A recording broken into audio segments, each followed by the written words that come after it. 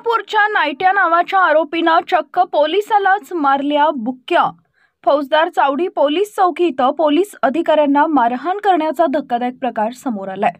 नायट्यानं सोलापुरातील काही ठिकाणी दहशत माजवण्याचा प्रयत्न केला होता। किरकोळ वादातून त्याला पोलीस स्थानकात वाद मिटवण्यासाठी यावं लागलं होतं। 90 आल्यानंतर वाद हा पोलीस ठाण्याच्या बाहेर शिगेला पोहोचला। यानंतर नायट्यानं चक्क फौजदार चावडी येथील पोलीस अधिकाऱ्याला बुक्क्यानं मारहाण करायला चालू केलं।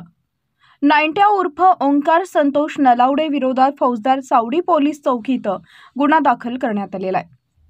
सदरची घटना ही अत्यंत निंदनीय आहे असं सर्वच ठिकाणावरून म्हटलं जात आहे। जर पोलिसच सुरक्षित नसतील तर सर्वसामान्य नागरिकांच्या सुरक्षेच्या प्रश्नाचं काय, असा देखील प्रश्न सर्वत्र उपस्थित केला जातोय।